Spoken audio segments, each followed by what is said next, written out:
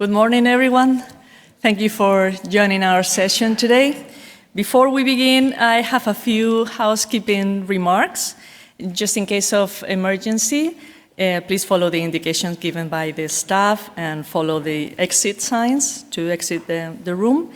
I also need to remind you, I'm sure everyone is aware of it, but just in case, of our EPCA do's and don'ts, and that compliance with competition law is one of EPCA's core values. Compliance should be ensured at all times during the event, and that includes one-to-one meetings as well. You should refrain from discussing any sensitive market information unless it's public. And if you have any doubts, please review the guidelines provided in the event platform.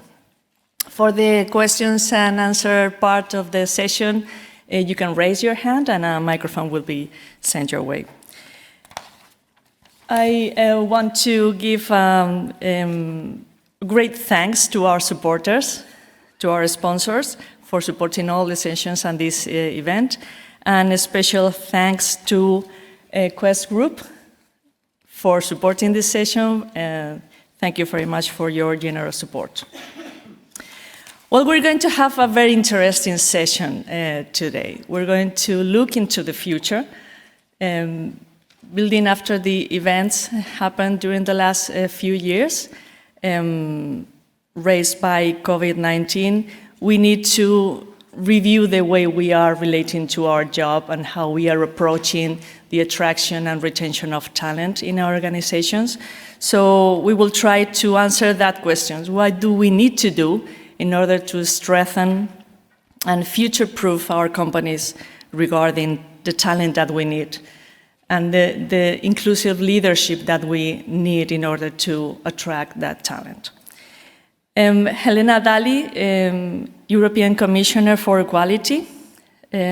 She couldn't be with us today, but she sent a video with some thoughts about her views on this matter.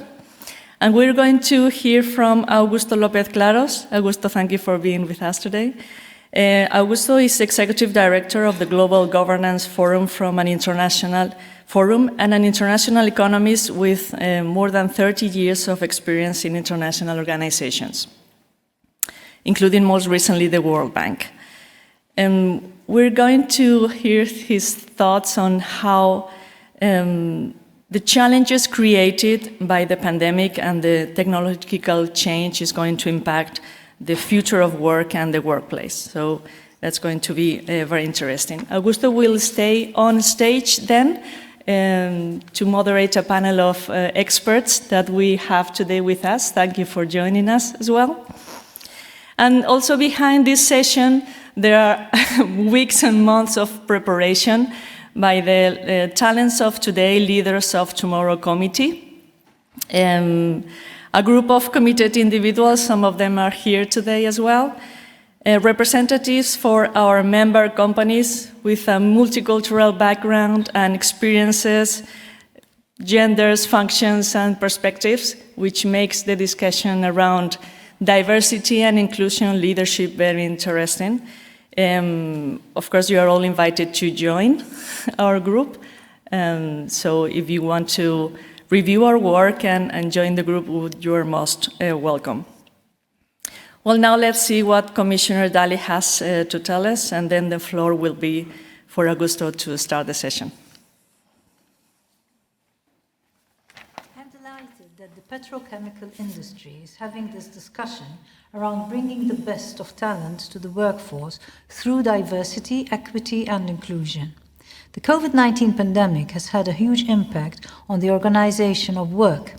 Employers and employees across Europe had to adapt quickly to the challenges of remote or hybrid working. It put a strain on all of us, some more than others. As we emerge now from the pandemic, leaders must seize the opportunity the new way of working provides to create systemic change. I am convinced that this could determine how well societies and businesses will recover. Maintaining an inclusive company culture is also important for staying resilient to the challenges of an uncertain future. A diverse workforce can help organizations be stronger, more innovative and efficient. It can boost an organization's image and reputation while increasing the trust, well-being and commitment of employees. Diversity and inclusion must be part of the organization's strategy. This means putting the focus on the workers, providing adequate support and ensuring the environment is safe and motivating for a dynamic workforce. It is about implementing flexible arrangements to allow staff to juggle work with care duties. It is about ensuring that all workers are free from discrimination or harassment and can enjoy working conditions that respect their health, safety, and dignity. It is about providing everyone, regardless of their personal characteristics, with equal pay for work of equal value and equal chances to progress in their careers. Everyone must feel included, also when working remotely. Diversity in Europe is our biggest asset. And to build a better future, we must allow all talent to flourish. I thank you. Okay, thank you. Let's start the session. Augusto, the floor is yours.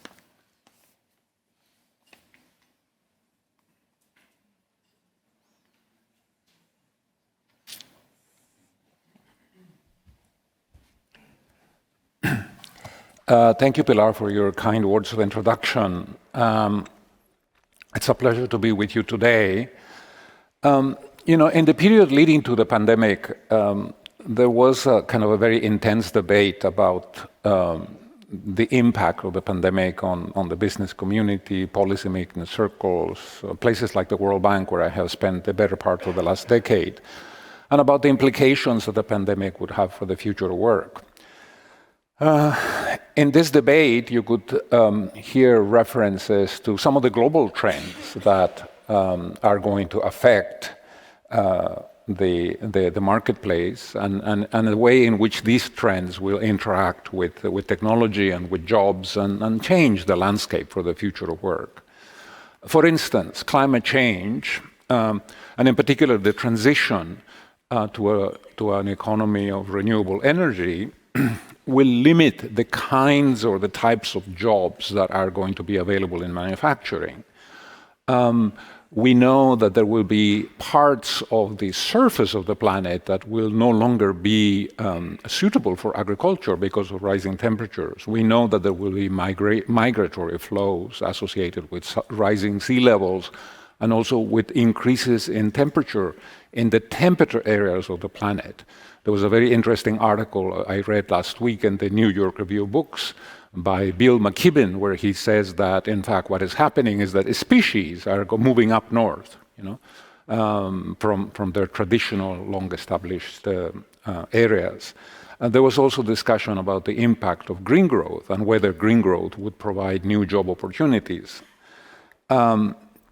Then there was a reference to demographic change as another one of these global trends. As you know, populations are aging in many different parts of the world. This is going to have an impact on the supply and the demand of labor, and it will have implications as well for the kinds of technological innovations which we're going to have in the future. I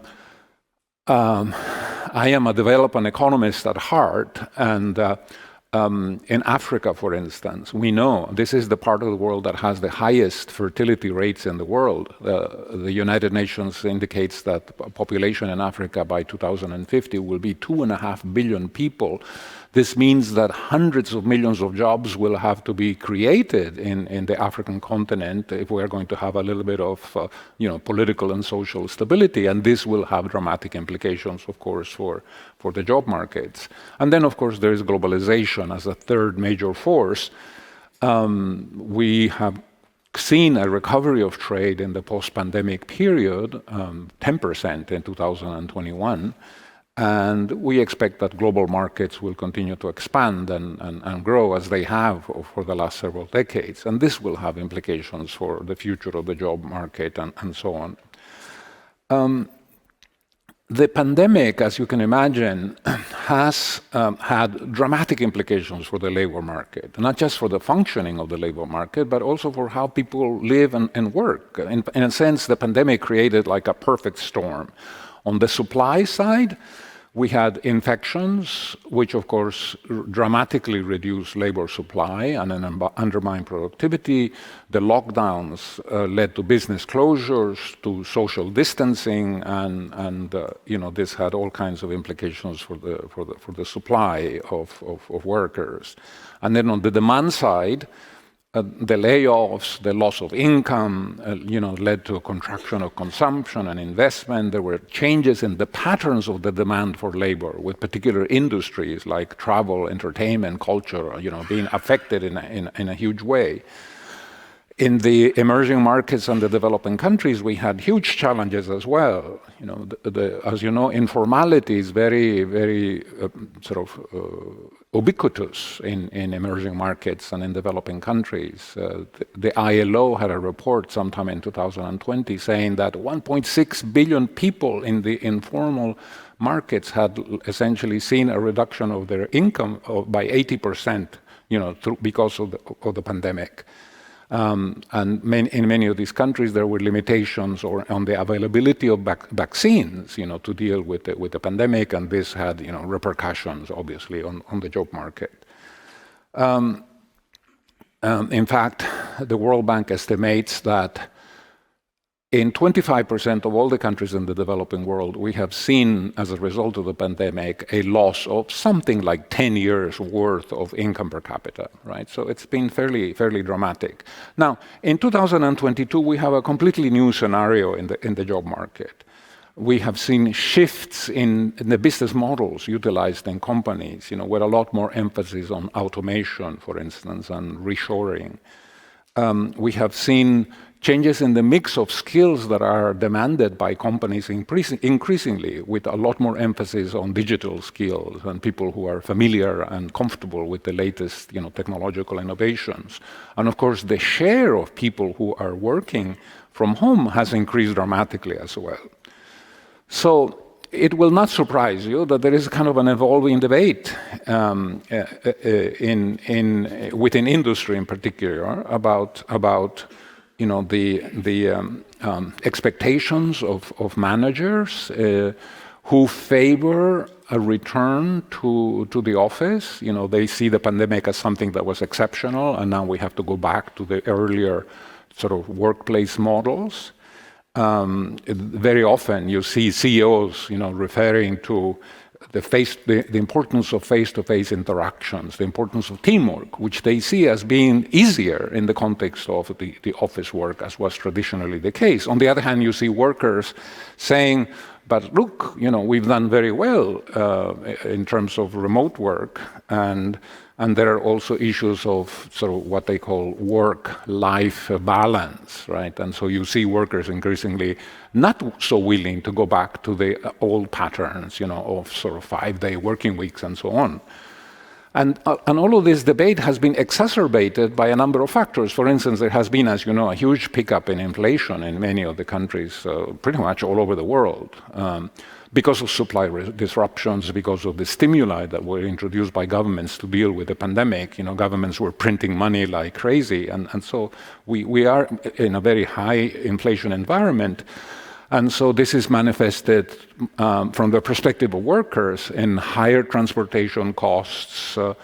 Then there is also the issue of time traveling, to get to work. All of a sudden, people are discovering that you can save up to a couple of hours, of time every day by simply working from home. And this is an important issue. There is the issue of cost of childcare, the much higher prices of energy, and so on. So this has sort of complicated in some interesting ways this debate, between the interest of managers and the interest of workers. And then something that makes this debate further complicated is that we have very little data that would suggest to managers and to workers, actually, whether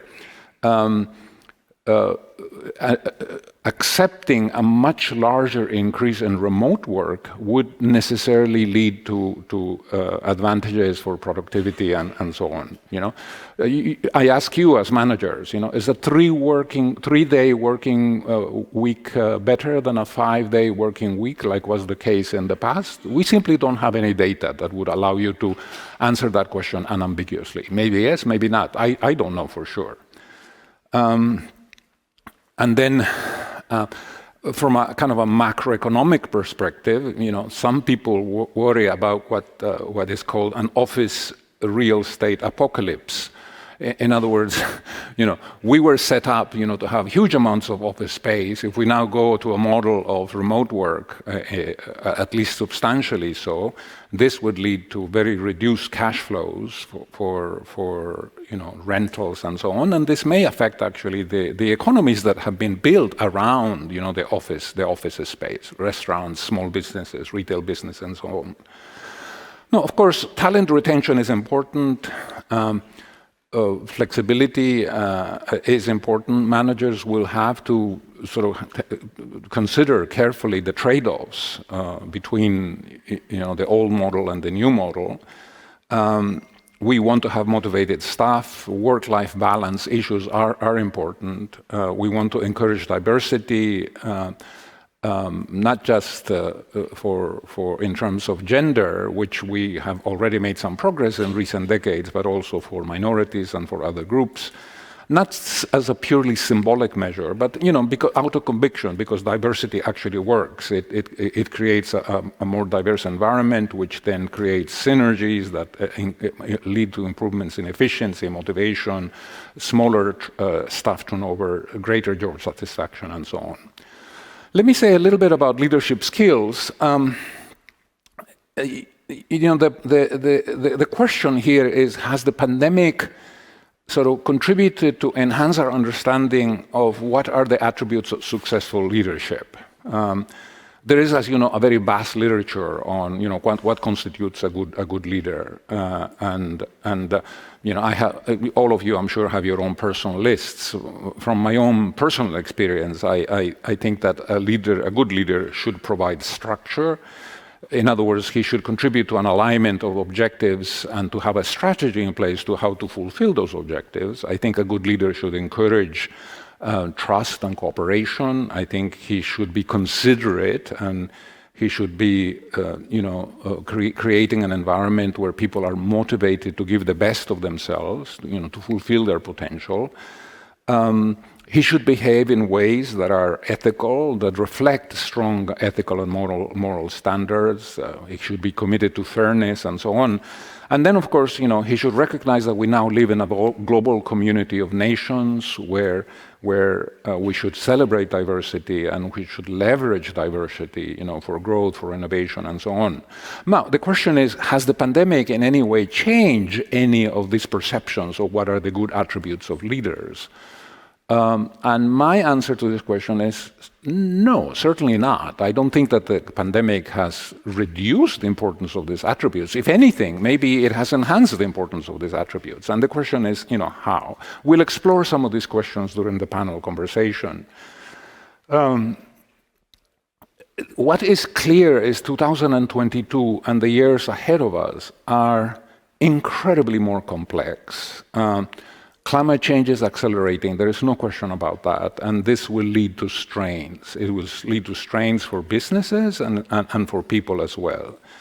The transition to a renewable energy economy will pose huge challenges for us. Look what is happening in Ukraine in recent months. I get very, very worried when I see that in many countries, because of concerns about the security of energy, means adequate supplies at reasonable prices and so on, we're stepping back, from that transition. Coal mines that were put out of work are already being opened up again and so on. And this is worrying. This is worrying because we're not, on track to reach the 1.5 or 2 degrees centigrade target for rising temperatures. Furthermore, I am convinced, and this is reflected very much in the work that I do at the Global Governance Forum, that we are facing now and in the future huge global catastrophic risks. I'm not just referring to climate change, which is obviously the most pressing risk that we face, but other issues as well. Look how in the last few months we have essentially broken a very important taboo about the use of nuclear weapons in warfare. Now, if you go and look at Russian media, there is open talk of basically nuking London and other cities in Europe as the Russian army faces increasing strains in that conflict. This means that to navigate these global catastrophic risks in the future, we're going to need leaders that have wisdom, they have insight, they have empathy, and that are going to be able to deal with the stresses and the suffering and the uncertainty which these risks are going to create in the workplace. All right? And this brings me to the end of my comments, which is what I would call: do we need a new leadership model? Right? And here the issue is the following. Whether we look at governments, whether we look at international public organizations like the United Nations or the World Bank, where I have worked in recent years, whether we look at global corporations, which many of you represent, the question is that we have a leadership model that places an enormous amount of authority and responsibility on the shoulders of one individual. The CEO, the head of state, the prime minister, and if this person is imbued with excellent qualities, if he's smart, if he's experienced, if he's empathetic, if he has good moral character, then this contributes to create a stimulating work environment, a healthy workplace, and people are motivated to innovate, to create wealth, and ultimately it really creates to improve the state of the world, right? And that's the good scenario. However, if more likely this individual is a flawed human being, if he's insecure, if he is not bound by strong ethics, if he's narcissistic, if he's power hungry or dishonest, then this imposes huge costs on countries, if we're talking about political leaders, Ukraine and Russia, on companies. I will not mention the names of companies that have been embroiled in huge scandals in the last 20 years because of abuse, because of dishonesty, and so on. Some of them, incidentally, German companies, but I'm not mentioning names. It imposes ultimately costs on the world. We thought that the invasion of Ukraine would be localized in its impact, and we have been much surprised to see just the global repercussions of this event on commodity prices, on malnutrition, on poverty, on prices everywhere, right? In distant locations, on the opposite side of the planet. And so this leads me to basically offer you a challenging question to you. Do we, in fact, need a new business model?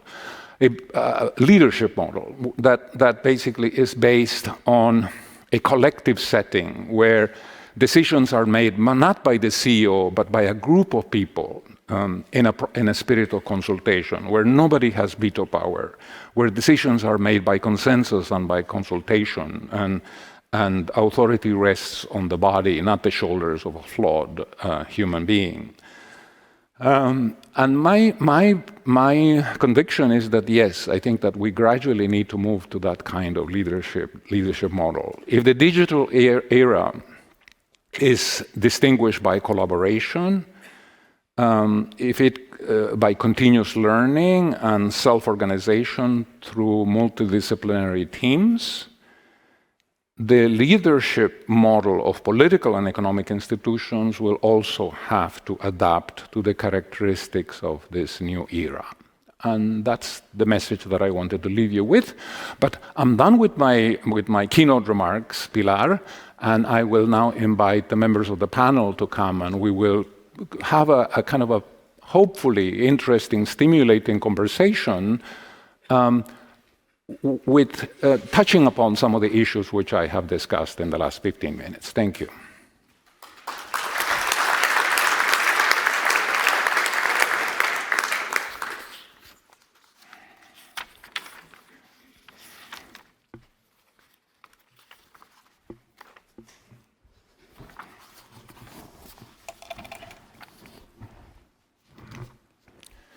Well, I will not present formally the members of the panel because you have seen their bios in the program. And so, because we are time constrained, I will launch immediately into this conversation. You know, I have moderated panels in the past, and one of the things I have learned is, number one, you need to prepare, so you can be sure these people have been working hard for the last several weeks. And number two, rather than giving them sort of the opportunity to give sort of 7-minute speeches, and then they go all over the place, and then it imposes on me the huge task of bringing all the threads together. What we have done is we have sort of prepared a little choreography, and so we'll begin with Lada. Lada, the future of work, the expression, the future of work has been around for a long, long time, and I think it's broadly accepted that the pandemic has essentially led to a new meaning for this term, and so help us understand this new meaning of the expression, the future of work, and in particular, to what extent does it reflect transitory elements that are perhaps reversible? After all, we are out of the pandemic now, right? And to what extent does it reflect permanent changes that are going to radically alter, the workplace? When we were discussing in the preparatory period, you used an expression that will the office become an extended living room, which I think is a very apt model, right? And I don't know whether you saw in the Financial Times a few weeks ago, there was an article reporting on the Apple CEO essentially making the case that we need to get back to the office. In-person collaboration is very important. And then employees saying, no, but we've done excellent work during the last couple of years and we've been working from home. And in a sense, how relevant is this debate also for the chemical industry? Yeah, thank you. So I think that I will start with the fact that the chemical industry pre-pandemic was relatively traditional and slow in accepting the digital space. And I think that what pandemic did for us is, for sure, it mobilized us all to accept the digital space and the things that offer. So basically, we kind of transformed from the direct interaction into the virtual collaboration. And actually, it worked. It worked the way we did the business. It worked how we communicated with our people within a company, and of course with the customers and the stakeholders. So in that sense, where are we going? I agree with you, we don't know yet, but I do believe that the purpose of the office has changed. So, and basically, I think that the times that you have to be in the office in order to answer your emails, to make your PowerPoint presentation, I think that's over. So, but I do believe, and I think it's also about the leaders, to stimulate people to collaborate and to meet together. I will just refer to the dinner yesterday. I think that EPCA people met themselves after COVID for the first time. It was amazingly full because people are hungry to be together and to collaborate. So what I see is that it is a shift from the office-centric to people-centric, or from I space to we space. So, and for that, in order to make that transition, I think that inclusive leadership, that probably we will address a little bit later on, is extremely important. That tailored-made stimulation of people to collaborate also face-to-face. All right. Thank you, Nick. Thank you, Lada. Thank you. Luisa, you are the head of inclusion and diversity and employee experience at your company. And so I think that you are the person on the panel to which I want to pose the following question. Has COVID changed or enhanced our understanding of the importance of diversity? Because of some work I have done at the World Bank over the past decade, for instance, we as an organization have done a great deal of work to look at the issue of gender and the importance of gender diversity for productivity, for economic prosperity in general. And in fact, one question is the case for gender diversity even stronger now, post-pandemic? And if so, why, right? And has the new work environment created by the pandemic highlighted in some way the importance of particular leadership skills, that perhaps we were not so conscious of in the past, prior to 2020? Thank you, and good morning, everyone. It's a pleasure to be here. Well, you said also in your opening speech, I think there is no doubt that if we look at the pandemic, and no matter where you look at, we lost a generation, for example, when it comes to gender parity. And when I say we lose a generation, it means we lost 30 years to reach gender parity, which means if we don't do anything, it will take 132 years in order to get gender parity. And it means my daughter, my granddaughter, my grand-granddaughter will not see it. It will be the next generation. And if you have daughters, please think about it for a second. But the situation was not better before. Again, we talk about 100 years before the pandemic. And again, we don't need to go very far away. I would say, and maybe I'm going to be a little bit provocative here, but as a chemical industry, I would say just look around the room. I can see all from here. It's a lot of men, white, and middle age. So, sure. I mean, I'm stating the obvious, but I think it takes also a little bit of self-reflection as an industry to realize that this room doesn't reflect the society we live in, both in terms of gender and in terms of other types of underrepresented minorities that you correctly said in your speech were highly impacted by the pandemic because either they were working on the front lines, hospital, food chains, or because those industries were highly impacted because of the economic impact and they were closed. So again, coming back to your question, I don't think the pandemic made the case stronger. There is enough business case to state that companies with diverse, and gender is just a proxy because we can measure gender. I can disclose my gender. I'm not infringing any privacy law. Of course, I have a little bit more protection to share my sexual orientation, my disability, etc. But again, gender is just a proxy. Anyhow, enough literature to say that industries and companies where have more gender representation, more balanced representation, thrive economically and socially.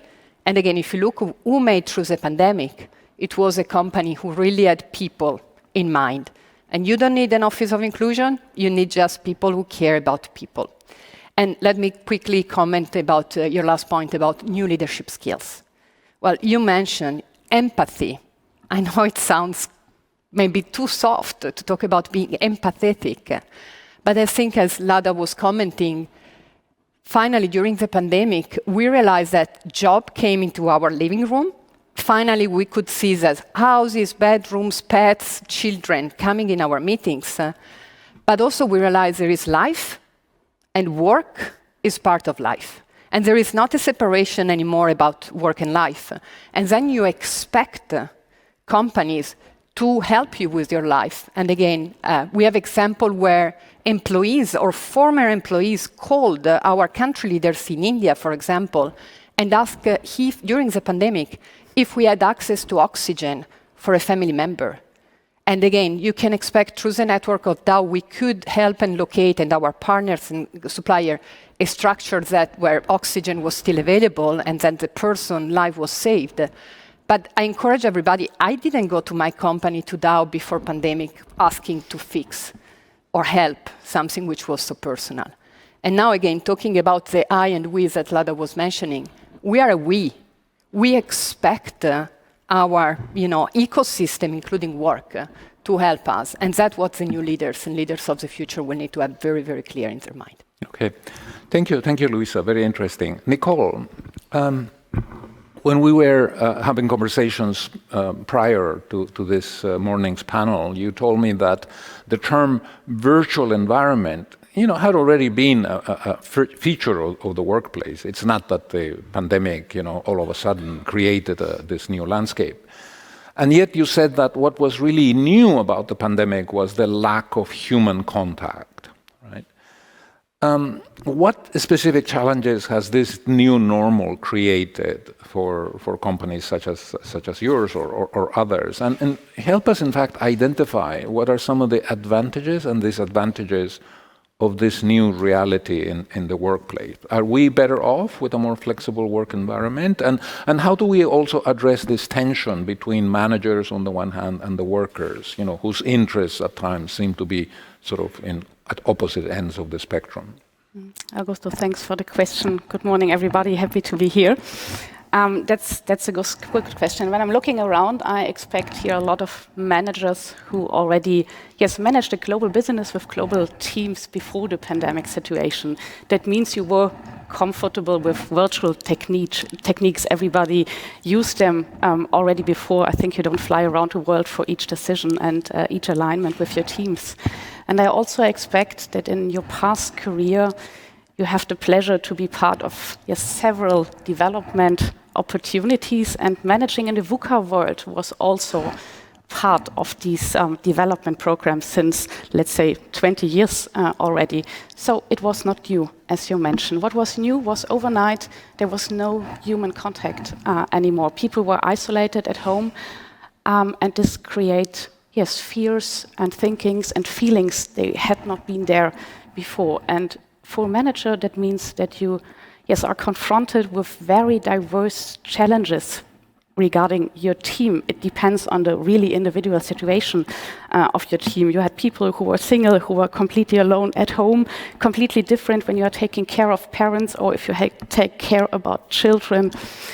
So very, very diverse challenges. And what is needed here, you mentioned it before, is empathy.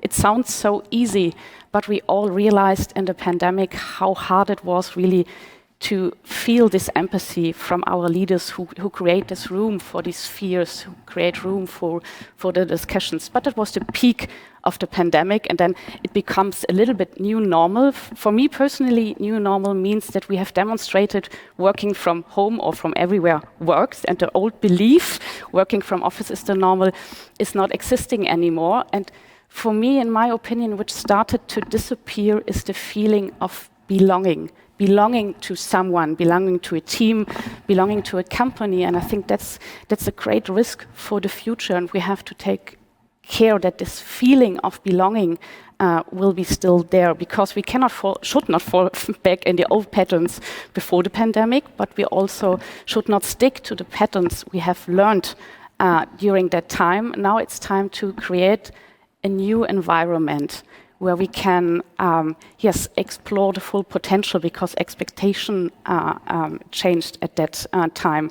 But for me, the questions, should we come to office 3 days or 2 days or 5 days, it's not the wrong question, because for me, sometimes it seems a little bit over-engineered in big companies.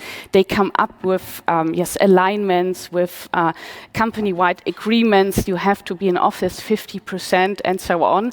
But that's not for me the question. The question is, how can you create an environment for your team that you can harness the full potential of your team? And there is not one solution fits all. It's different. If you're working in a corporate area in tax and finance, the challenges are different if you're working in R&D or application technology, or if you're working in production. There is no reason to work from home, but it's not possible. So it's in the responsibility of the leader to decide what is the environment my team needs to become a high-performance team, and we don't need rules here or guidelines. All right, thank you. Santiago, you've been working and thinking hard over the last many years at the Future for Work Institute, about the sort of the changing landscape for work.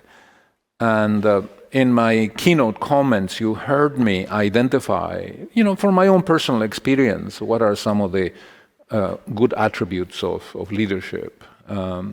My question to you is, did I miss something among the list that I made of sort of important leadership qualities?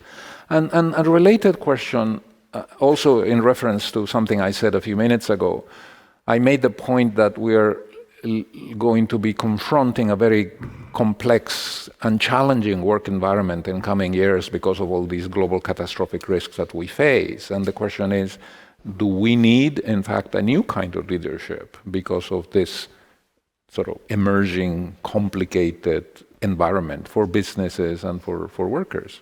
Yeah. First of all, thank you for the invitation of being here with you today. I will answer your questions in reverse order, if you don't mind. Answering to your second question, I think that I agree with you. We are facing an unprecedented situation, a very complex, changing, difficult environment, and in this moments of uncertainty, one of the biggest challenges many companies are facing is the need to rethink the role their managers need to play to help them survive and gain resilience in such a changing environment. The problem many companies face today is that instead of seeing their managers evolving those leadership attributes you mentioned, they are witnessing a kind of involution in their leadership style. Many companies we work with, when we have face-to-face, honest, open conversation, they admit that many of their managers are afraid of the changes. Some of them, they don't feel capable enough to face the challenge they need to face or they're expected to face. And at the end of the day, what they see is that those managers look shelter in this kind of tasks, on this kind of activities they feel more comfortable with, like, giving instructions to their teams, controlling their teams, do what they are supposed to do, or even solving problems by themselves that in other contexts should be delegated or should be given to their teams. So this, I agree, is a big challenge. It's a big challenge for top leaders of the companies because at the end of the day, what we are playing with is with the resilience of the organization and their capability of survive in such a complex environment. Now, answering to your first questions about your list, I think that your personal list is quite comprehensive about the attributes leaders need today to face this complex environment. My only suggestions would be to include an additional topic that it's an idea that resonates a lot to me, that is the concept of hyper-awareness. This is not my invention. This is something I borrow from a study IMD Business School and Cisco Systems performed in 2017, I think. And the purpose of that research was to identify the differences between the leaders that they are able to get good results in disruptive environments and leaders that get good results in more stable environments. And one of the differences they find is that the leaders that they are able to succeed in such disruptive environments have this attribute, this hyper-awareness. And when we talk about hyper-awareness, we are talking about the need for leaders to be more aware of what's going on around them. They need to have or to develop a kind of high-speed radar to understand what's going on around them. And to develop this kind of high-speed radar, this is something that they cannot do alone. They need to leverage the power of the collective intelligence of the people who work for their organization. Leaders, managers need to be aware of what's going on inside their organizations, and to do that, sometimes they need to go to the other side of organizational charts, to the other side of the process, and to understand how the human fabric of their organizations really work. They also need to be aware of what's going on in their market, but not only in the market where their products or services compete, also in other markets, such as financial markets, and of course the labor market. And they, of course, need to be aware of all those trends you mentioned in the macro environment, what's going on in the economy, in technology, and society. However, when we use this term, I like to add an additional topic. That is the need for leaders to be very aware of themselves, particularly of those dimensions of your personality that may derail your leadership in conditions of stress or in front of conflicts. That is something that is going to be much and much frequent in the future, as you mentioned in your talk. Thank you, Santiago. Very interesting. We'll come back perhaps if we have time to something that you raised. Lada, let me pick up on something that Luisa said. Diversity is multidimensional, obviously, right? At the World Bank, we certainly were very aware, to use your word, Santiago, of the importance of gender diversity.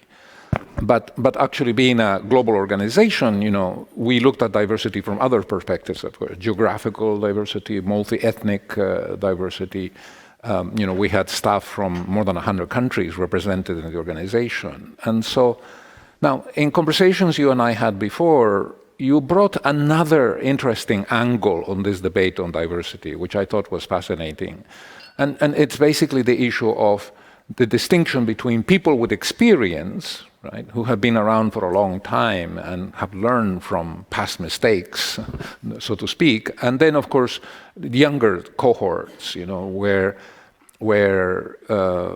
there may be a comparative advantage in innovation, new approaches, new ways of thinking, right?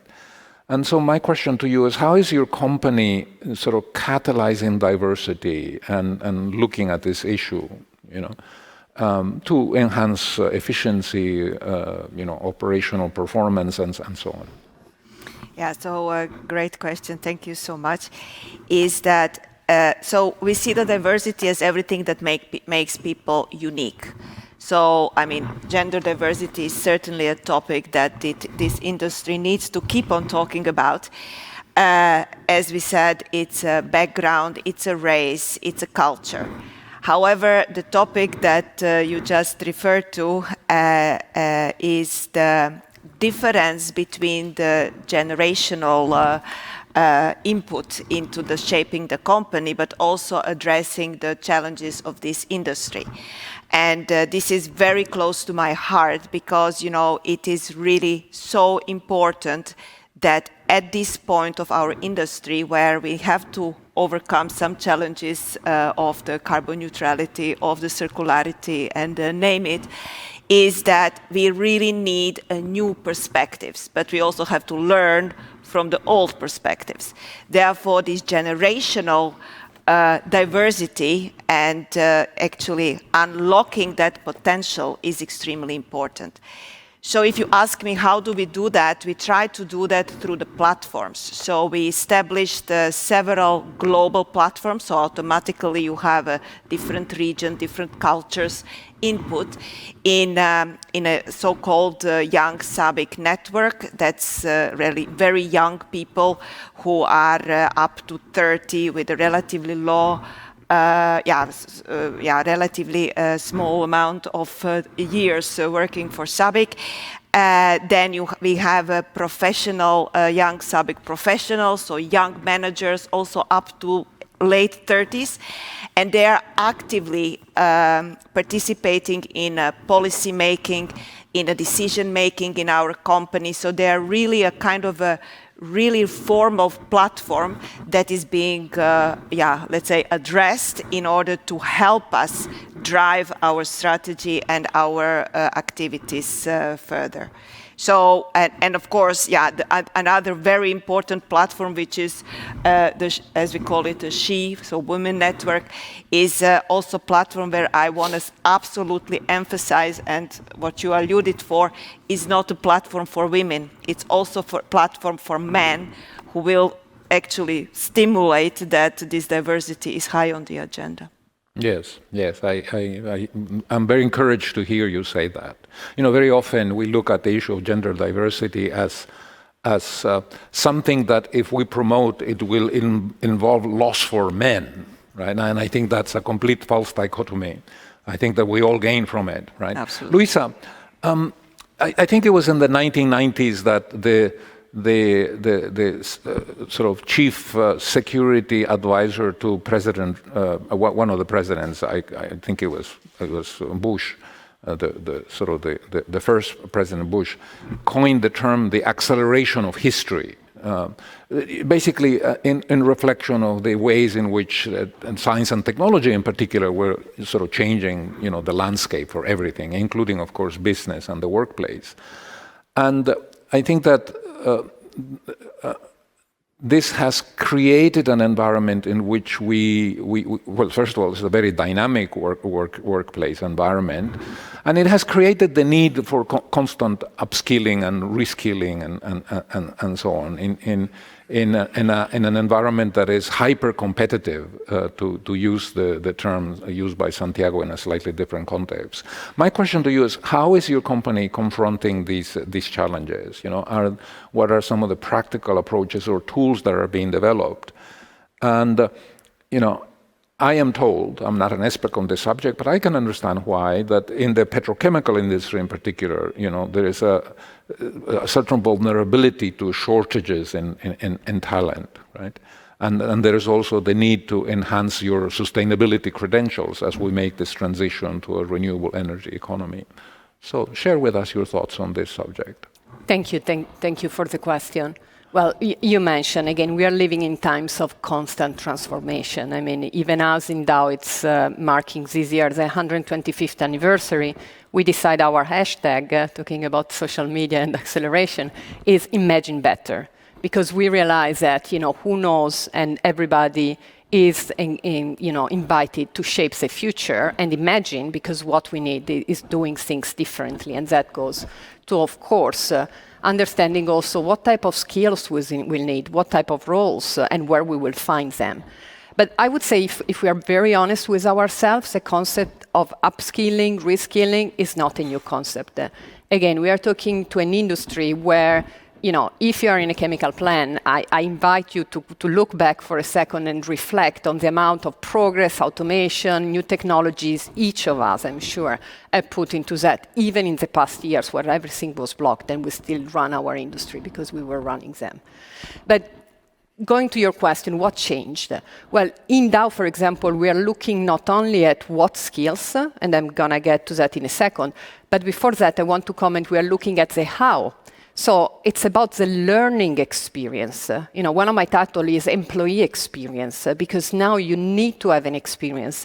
And we are also busy, not only us as managers, but also, again, if you look in our operations, everybody's so busy that you need to make sure that when you send people to training, the training is meaningful for their requirements and is matching their needs and also future needs. So how do you do that? What we are doing now, and we are in the process of modernizing, as we say, our workforce capability. I mean, it's a mouthful definition, but it's how we do that. We are moving away from competencies-based to skill-based approach. Competencies were great because they were a combination of behavior, attitudes, aspiration, but the issue for me with competence is that they need to be contextualized. So if I tell you generate customer value, well, in my role as an I&D leader means something. In one of my colleagues' role as salespeople, it means completely different. So how you're going to compare then when you talk about development, talent attraction, how do you judge that the competence is a good competence? And of course, then the bias kicks in. So if you shift away from competence to skills, that becomes much more objective. Again, practical example, I have a change management background because I was leading an IT project in the region. Guess what? I'm using change management in my inclusion and diversity and equity role because what it is a cultural journey. So I'm using change management tactics in a role which maybe not everybody sees as a change management role. It's a skill I acquired and it's a skill I'm deploying into something else. So if we are able to track, measure, and look at skills, we can have a much more inclusive development for employees. Now, the issue in the past, again, skills are not new. But the issue was there are so many skills. At Dow, we did our, due diligence, I would say, and mapped how many skills do we need across all our role globally in the geography. We talk about thousands and thousands of skills needed to whatever role you're doing in the company, you need a specific skill set. Thanks to digitalization, artificial intelligence, data analysis, now we are at the point that we can take all that amount of data, look at it, work on it in a very individualized way, and that again becomes more inclusive. And to conclude on your question then, for the attraction of talents, guess what? You start to look at talents, succession planning, whatever, looking at talent management overall in a complete different way, because you don't look anymore at the experiences that the person has and has to prove, but you look at the skills the person has. And doesn't matter anymore where that person acquired that skills. So we are moving away, for example, from bachelor or master's degree needed to apply for a job, because again, you can have acquired certain skills also through other ways. So that's a little bit what we talk about long-term employability, because again, then it doesn't differentiate for age anymore. And again, we know, for example, in Europe, we have a huge potential. I don't want to use the word challenge, but it's an opportunity. For example, on longevity, how we can make sure our workforce remain dynamics throughout also our entire life. Very interesting, Luisa. It reminded me of a conversation I had a few years in Sao Paulo with the head of Microsoft. I had gone to give a lecture there, and he told me that Microsoft would pick the best graduates from the top Brazilian universities and then discover that their education was virtually useless and they had to retrain them again. So interesting about the gap between the skills which are taught at the university and what is actually needed in industry. So it's very fascinating. Nicole, let me change gears a little bit. In the leadership literature, in recent couple of decades, there was increasing discussion about the importance of charismatic or transformation leadership. And in this latter form, leadership was about empowering and motivating people, often based on important sort of ethical principles. Now, you are all well aware that we live in a world in which there is widespread corruption, not only in governments but also within the private sector. Too many ethical lapses, which have exploded into the front pages of the Financial Times and other media and so on. And this has led to a kind of a renewed interest in the importance of the ethical dimension of leadership and in particular the importance of personal integrity. My question to you, Nicole, is why is integrity, truthfulness, trustworthiness, so important in a good leader? I personally think that leadership or good leadership is not enough anymore to engage and to attract people. What it needs is a leader who is capable to create followership. You mentioned it already in the question, so the answer is already in the question. But how can you create this followership? I think there are two aspects which are really important. One is purpose. I've never heard the topic purpose before, but I think it's still an important topic also for the younger generation to attract them and to engage them, to motivate them. And the second one is giving the feeling of belonging. I already mentioned it in the beginning. Otherwise, we were not able as companies to be successful. So what does it mean? You should be yourself, or you should feel that can you be yourself at work. Discussions should be based on trust and openness. You should not experience or think there can be a hidden agenda behind. Your arguments must get heard. Then you feel belonging to a team, to a company, to your leader, and you will follow a leader you can rely on. And therefore, it's so important to have these topics like openness, truth, to create this followership. So otherwise, I think we would not be successful. And it's absolutely necessary that we have leaders who create this followership and passion for business. It's not all. You need also passion for the people and for the society behind. Yes. You know that for many years I worked in the financial sector in London. And as you know, some of the largest banks have been in the news because of manipulations to LIBOR, because of violation of sanctions, and so on and so forth. And what was really often very surprising to me was how very often the penalties imposed by the authorities, whether the US Department of Justice or some sort of monetary authority or fiduciary authority in England, were sometimes in the billions of dollars, exceeding by a very huge margin whatever benefits the company or the bank might have obtained by breaking the rules. So it was, dishonesty seemed to me like a horrible business strategy, but in any case, that's a separate subject. Santiago, I want to explore with you a little bit how technology will have an impact on the future of work, right? I remember reading an article in the media a few years ago about how Foxconn, was eliminating 60,000 jobs and was going to basically, shift them to robots. At the World Bank, we used to worry a lot about the risk of automation, to emerging markets and developing countries.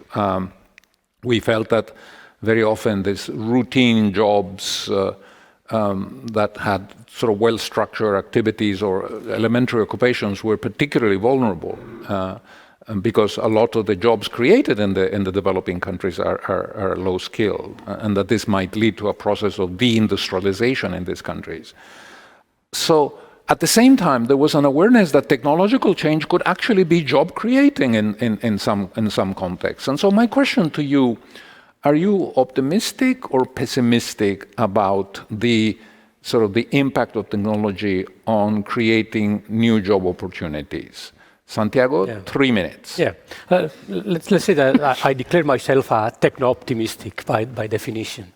Of course, we need to be aware that technology evolution brings together a lot of challenges. Of course, there's a risk of technological unemployment directly linked to the automation of tasks and processes. Of course, there's a risk that automation or the digitalization of the work environments brings a kind of polarization of the work market, and it might even increase pre-existing inequalities. So, of course, the risks are there. There's also the risk, as you mentioned, of an early deindustrialization of emerging economies, because now, if everything is automated, the production of goods, of products, can be done closer to the markets that consume those products. You don't need to send them to low-cost countries. However, I think that technological advances bring a lot of opportunities for the world of work. We are seeing all around us. You mentioned the possibilities technology provide companies in order to open or widen the funnel when we do their talent acquisition. They can consider more data. We can take better decisions because we can take into consideration data that otherwise we would not take into account. I would also say technology automation can also be the end of jobs that should not be done by humans anymore, jobs that they are dangerous, jobs that they are dirty, jobs that maybe they are even demeaning. So in short, I would say that I'm optimistic, and definitely optimistic about the opportunities of this.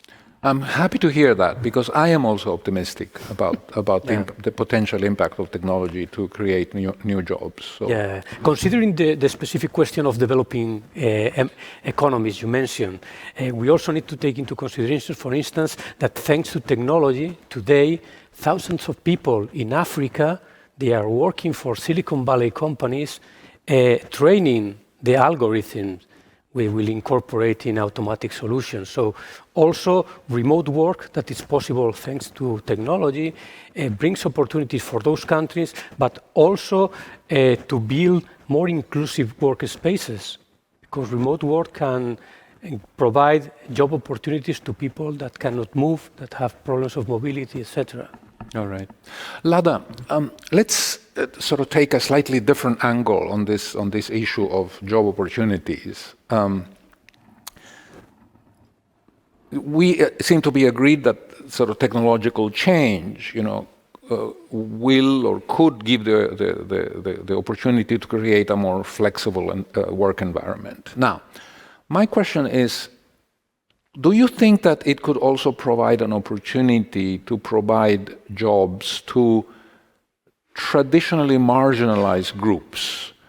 I'm not thinking only of women, and you might find it a little surprising for me to refer to women as a marginalized group, but the fact remains, if you look at this from the perspective of an economist, the labor force participation rates in countries, even Germany, Denmark, Sweden, for women are still, several percentage points lower than for men.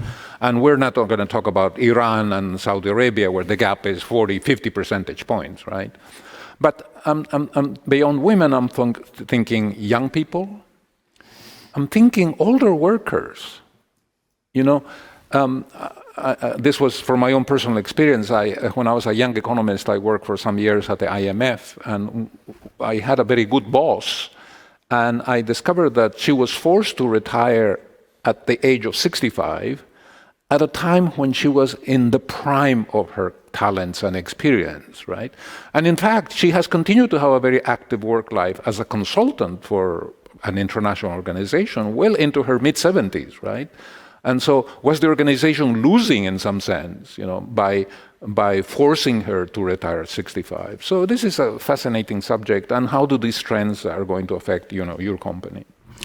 Yeah, so coming back to the fact, and I think it's already said, is that technology, we are using technology much more in the way we do the business, with the way we run the plants, the way we interact with each other, and actually the way we create the employee space.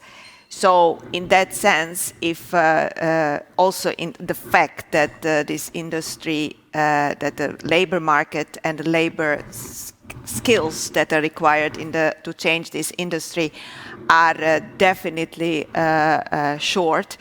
Therefore, I think that this all is actually enabling us to extend the employee base, diverse employee base in this way. So this is a great opportunity for our industry, for our companies. And so basically the short answer is yes, for sure, the technology is giving us an opportunity to include maybe less representative groups in the working force. However, I would love to twist this just a little bit, is that technology and the usage of technology is also the way we see it helping in creating time to spend quality time with your people. So as we call it, a talent championing. Because basically, as you do not have to do many of those administrative, or as we often call it, no added value work, you can spend and reward that time to the really tailoring your approach to that diverse team. So actually it contributes also to the inclusive leadership. And I think that is something that we talk maybe too little about. On the other side, also maybe the people who are running operation that will now become automated would maybe have more time to engage and work on a STEM pipeline to share their passion with the young people, especially in a STEM, which is definitely an area that our industry still needs. But also make those youngsters in a diverse teams, in a diverse setups, passionate for that work, and actually sell our industry that it is an industry of the future, in spite of the challenges that we might have. Mm-hmm. All right. Luisa, let's shift gears a little bit and let's look at this whole debate from a kind of a developing country perspective, and I will explain to all of you why this is important. Technological change, at least in places like the World Bank, we used to see as potentially so biased in the following sense. It is capital intensive, which means that it favors those who already have access to financial resources, right? Which is typically the high income countries. It is skills intensive, right? So it favors the skill, right? And then of course it's labor saving, right? And as I said in my remarks earlier on, you know, in Africa we're going to have to create hundreds of millions of jobs between now and 2050, right? It's true that some technologies have been incredibly beneficial to poor people in the world, you know, like mobile telephones, for instance, right? But the sense is very much that technology today is developed to be used in advanced and high-income countries. Now, the problem, or the challenge, if you wish, is that when you look at demographic projections, it is anticipated that 95% of the increase in population over the next 20 years is going to be entirely in the developing countries. It's not Japan and Germany that have growing populations. You know, it's Nigeria and Africa and, you know, the South, the global South.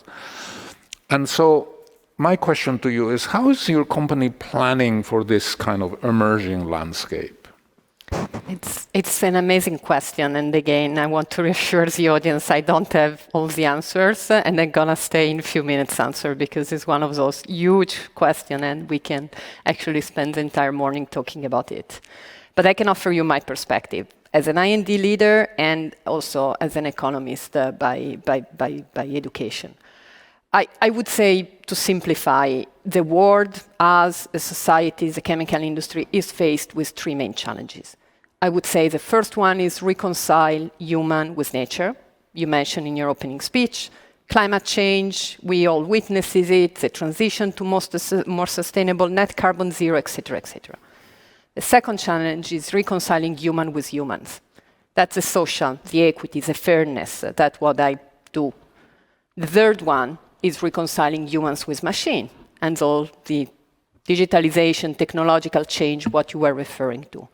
Now, how can we, our company, again, I don't think it's anymore a matter of a single company, but it's really a societal industry, and everybody needs to look at that. For me, the secret is to look at that through the lenses of an integrated ESG approach. You know, environmental social governance is the solution, and is a solution not because we are going to look at individual pillars, but because there is enough evidence already that if we look at ESG through an integrated approach, we can succeed. And I'm going to give you a practical example. But again, I hope, especially now in our industry where we are very focused on the environmental pillar, nobody just believes that we can solve it without looking at the other pieces of the ESG. Again, just on my area of expertise, because that's where I feel confident to comment on my company approach, give you an example. We do deploy every year what we call a business impact fund. So what we do is we invest money, and again, I don't think it's so much about the amount of money. I mean, since 2016, since it was deployed, it was $7.7 million. But it's more about the impact that create. And one investment we did, our business did, was in a company which is in Africa and Kenya, and it's called Mr. Green. And what Mr. Green does, and it was an equity investment, so in the financial structure of the company. What Mr. Green does is simply creating a recycling infrastructure. You said you were talking about emerging geographies. We all know that waste is an issue in emerging geographies because they don't have the infrastructure. So you create the infrastructure, and I think it's clear to everybody the environmental impact. You take out the waste from the environment and you put back into the cycle and in the recycle stream. But maybe not everybody knows the social impact of such a project. And if you are familiar with the Africa, community and societal norms, usually women, mother of young children, are on the streets with their children. We can have the stereotype of the children wrapped up on the back of the mother. But what they can do, usually they are the waste pickers, because they can go around, pick up the bottles, bring, and get some money. So by creating that recycling infrastructure, you automatically create jobs for the underrepresented minorities that we were talking before. So from that part of the society that usually have more difficulty to access job. And then guess what? The impact on society is positive because these women can bring some money back to the family. That will increase the family tenure. That will increase the societal tenure. Very basic example, but that to me what we mean through an integrated ESG approach. And that's what our companies, we in the Western world, should continue look at that. And again, not through the only one lens, but through the lenses of an integrated ESG approach. And that's why I'm so happy we are moving into that direction with all the challenges. Of course, we do have regulators and defining the standard, etc. But I'm convinced that that's the only way to go. All right. We're coming to the end of this panel. We want to have a little bit of time for you in the audience to ask questions to these very interesting interventions from this distinguished panel. So I will pose my last question to Nicole and to Santiago. All right. It's a very focused, specific question, so don't feel that you have to take up all your 3 minutes allocation. But in my comments at the end of my own remarks, I talked about, perhaps the need for a new leadership model, right? That does not place so much responsibility and authority on a single individual. My question to you is very simple. Do you agree that we need this new leadership model? Nicole, you first. It was inspiring, and my first thoughts was, okay, it needs the right mindset and a clear assignment of responsibility and accountability when things are going wrong. But my concern here is that we don't solve the problem, or let's say the root cause of the problem you mentioned in your story, and that's the selection process of the leaders. Because if we imagine that we don't have a good, or let's say unbiased selection process, at the end we have a committee of 4 leaders with 4 bad habits, and then we have really nothing at the end. So I think it's really important to make a focus on the identification process, make sure that you don't have unconscious biases in this process, so don't make wrong decisions or wrong judgment which are coming from biases, and develop your people really with habits and behavior that eliminate this what you described, to make it short. Thank you. Thank you, Nicole. Santiago? Yeah, from my standpoint, and going back to my answer to your first question, I think there's an opportunity to make organizations more aware of what's going on around them if you involve more people in the decision-making process. Having said that, I would say that doing this also represents additional challenges for leaders and for management. First, you need to take care that, as you said, that those people represented in this kind of more participative decision-making processes are diverse enough. So at the end of the day, there's a difference of involving people from not involving them. And then, of course, those leaders also need to know how to create the conditions so those people in those groups are able or dare to express their differences, their different standpoints with enough freedom so the company can benefit from that diversity. I think that's the big challenge. Thank you, Santiago. Thank you very much. Well, the floor now is open to all of you for questions. I think that there will be, as I understand it, microphones. Introduce yourself, who you represent. I see that there is a question in the back, please. The microphone is coming to you. Good morning, panel. Wonderful sharing. Love the idea of leadership and the future. Point goes to what Luis mentioned, right? The barrier between work and home are vanishing.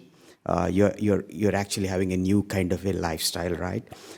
And complicating that with the statement from Nicole that passion for business is not sufficient. You need passion for people and passion for family, right? Now, this puts a very complex constraint with a European kind of work culture where GDPR kicks in, where you're not supposed to talk to post office hours, where you need to keep that line, right? As an Asian, for me, it's very easy. I can walk into any of my colleagues' house any time of the day or night and discuss business. But in Europe, it's not the culture, right? So this kind of completely complicates the scenarios. I want to hear what's your advice, what's your thought on this, because this is one of the burning challenge I face as a leader. How do I balance this? And my name is Subbu. I run a company called Vegam. We do digital transformation of manufacturing plants. Thank you. Thank you. Luisa? Shall I give it a try? Thank you, Subbu, for the question. And again, offering just our perspective there. You're perfectly right. Again, I'm dealing with Europe, Middle East, Africa, and India. And every time I say people, that's the region I'm responsible for, I get big eyes and say, how do you do that? Because the cultures and the way of running work, business, and lives may be very different.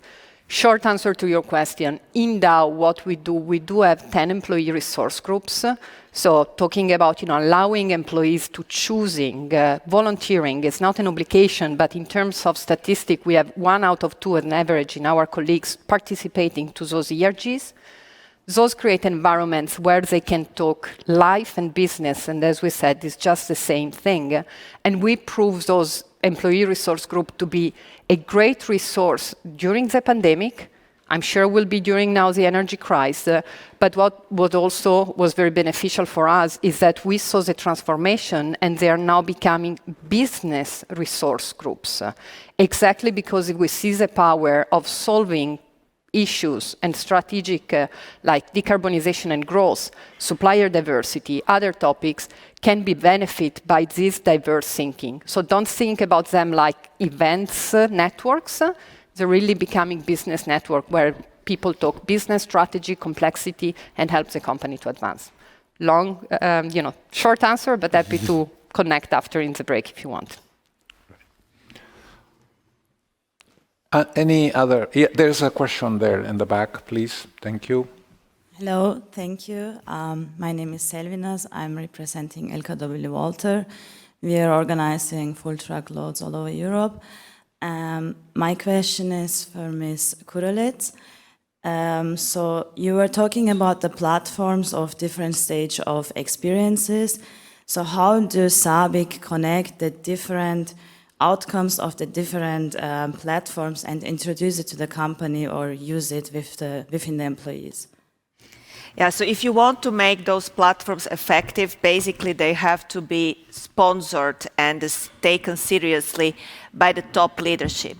So all these platforms are really fully supported by our CEO and executive committee.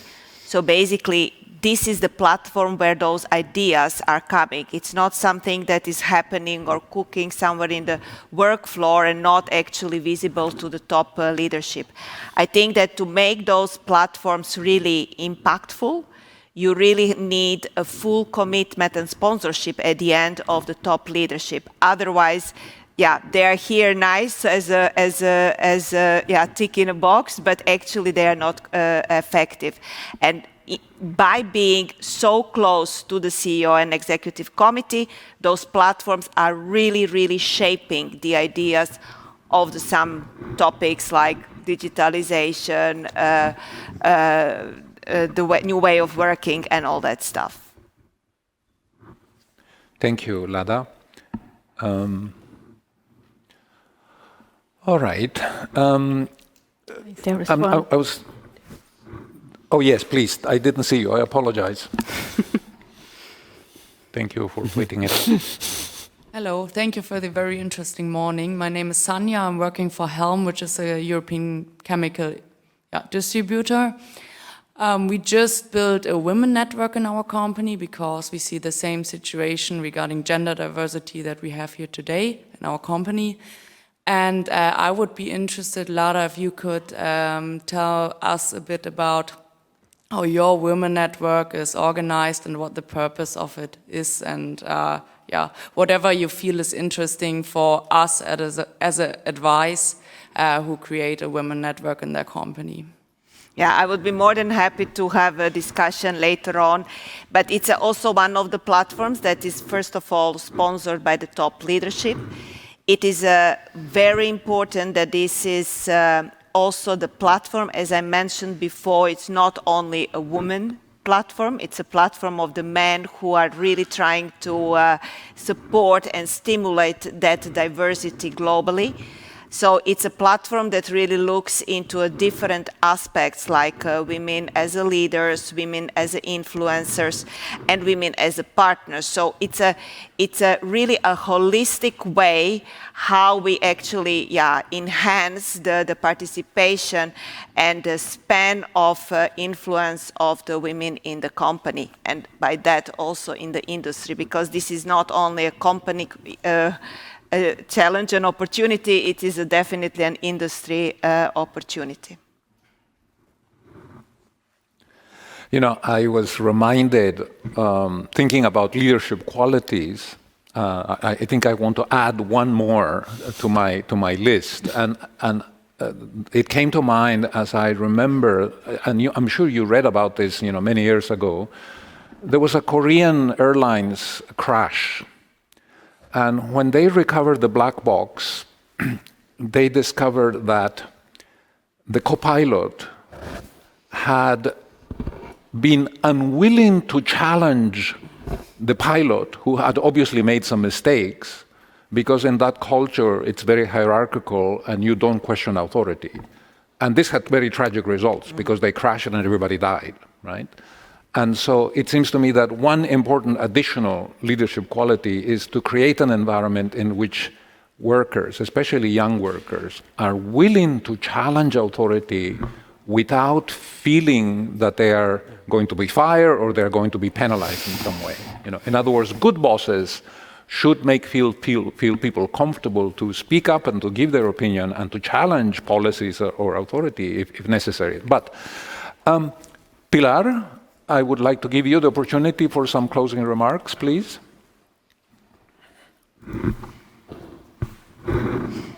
An interesting and inspiring conversation, Santiago, Nicole, Lara, Luisa. Thank you for your moderation, Augusto. I'm sure that these are frequent topics of conversation within your companies. It is certainly a priority within my company, within Repsol. We've been prioritizing leadership evolution and diversity and inclusion for sure for a long time, in the belief that we will only achieve our ambitious goal of becoming a net zero company by 2050 unless we are able to attract the talent available in the whole society, and that we have a leadership style that allows all talent to thrive, regardless of everything that was mentioned today, gender, sexual orientation, whatever personal trait. And that will require some shifts in the way we work, in the way we manage our team, in the way we inspire our teams. The pandemic certainly has accelerated trends that were here before.